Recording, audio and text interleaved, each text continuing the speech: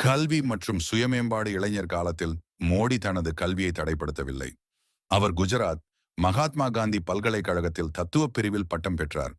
பின்னர் மத்தியில் தன்னுடைய நேரம் தேசியவாத அமைப்புகளுக்காகவும் அரசியலுக்கு அர்ப்பணித்தார். மேலும் தன்னையே மேம்படுத்துவதற்கு மோடி தொடர்ந்து புஸ்தகங்களை வாசித்தார். இந்தியாவின் விடுதலை போராட்ட வீரர்கள் மகாத்மா காந்தி, சுபாஷ் சந்திர போஸ் போன்ற முன்னோடிகளின் வாழ்க்கை கதைகள் அவருக்கு முன்மாதிரியாக இருந்தன. முக்கிய நிகழ்வுகள் RSS இல் சேர்ந்ததன் மூலம் சமூக சேவை மற்றும் அரசியல் விழிப்புணர்வு உருவானது. BJPவில் முதற்கட்ட அரசியல் பயணம் ஆரம்பமானது. மாநில அரசியல் அமைப்பில் முக்கிய பொறுப்புகளை ஏற்றுக்கொண்டார். சமூக மற்றும் தேசிய நிகழ்ச்சிகளில் முன்னணி வகித்தார். சுருக்கமாக, இளைய வயதிலிருந்து நரேந்திர மோடி சமூக சேவை மற்றும் தேசியவாதத்தில் முழு மனதையும் அர்ப்பணித்தார். RSS மற்றும் BJP என இரண்டு முக்கிய அமைப்புகளில் கலந்து கொண்டு இந்திய அரசியலில் வலுவான அடிப்படையை காப்பாற்றினார். அவரது இளைய கால வாழ்க்கை அவர் எதிர்காலத்தில் இந்தியாவின் பிரதமராகவும் உலகளவில் பெரும் பாதிப்பு ஏற்படுத்தும் தலைவராகவும் வளர உதவியது.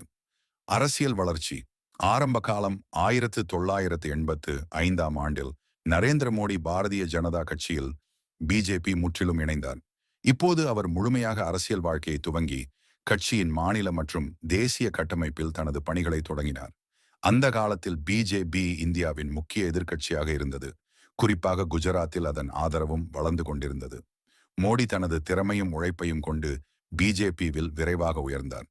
குஜராத்தில் BJP வளர்ச்சி 19 நூற்றாண்டுகளில் குஜராத்தில் BJP மிக முக்கியமான கட்சியாக மாறத் தொடங்கியது. மோடி இப்போது கட்சியின் மாநில செயலாளராக நியமிக்கப்பட்டார். இந்த பதவியில் அவர் கட்சியின் பொது உணர்வை எழுப்ப, தேர்தல் பிரச்சாரங்களை நடத்த, கூட்டங்களை ஏற்பாடு செய்ய துரிதமாக செயல்பட்டார். அவர் நடத்திய பல்வேறு சமூக நிகழ்ச்சிகள், பொதுக்கூட்டங்கள் BJPவின் ஆதரவாளர்களை பெருகச் செய்தன. குஜராத்தின் பொதுமக்களில் மோடியின் பெயர் பரவத் தொடங்கியது. 2001ஆம் ஆண்டு பஜக மாநில தலைவராக மோடி தேர்ந்தெடுக்கப்பட்டார். இந்த முடிவு கட்சிக்கே ஒரு பெரிய ஆபத்து போலும் தோன்றினாலும் மோடி தனது ஆற்றல் மற்றும் நிர்ணயத்தால் அதனை வெற்றிகரமாக நிறைவேற்றினார். குஜராத்தில் முதல்வராக செயல்பட்ட காலம் 2001 முதல் 2014 வரை. மோடி முதல்வராக இருந்த 13 ஆண்டுகள் முழுவதும் குஜராத்தின் அரசியல், பொருளாதார வளர்ச்சிக்கு புதிய அத்தியாயம் எழுதப்பட்டது. பொருளாதார வளர்ச்சி மோடி தொழில் வளர்ச்சிக்கு அதிகமாக ஆதரவு அளித்து மாநிலத்தில் தொழில்துறை மேம்பாட்டை ஊக்குவித்தார்.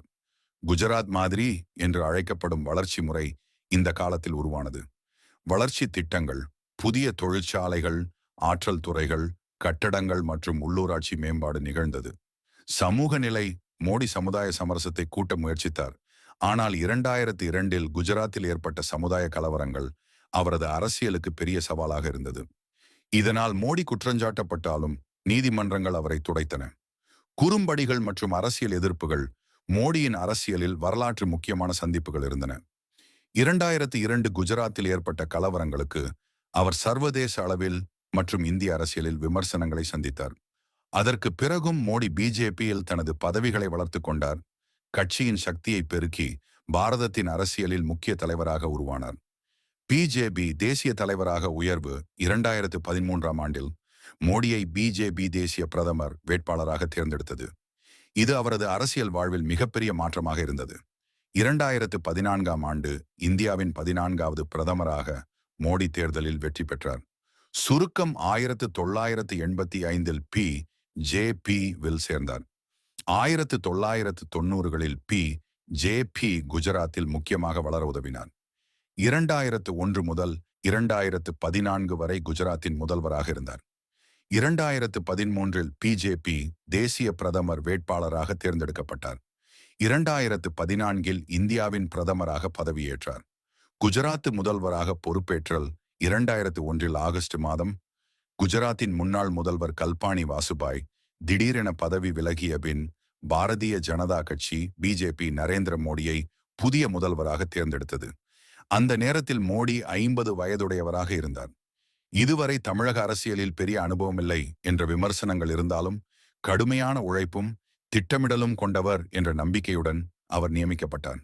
2001 ஜனவரியில் குஜராத்தில் ஏற்பட்ட 6.9 மாபெரும் நிலநடுக்கம். நிலநடுக்கம் பெரும் பேரழிவை ஏற்படுத்தியது.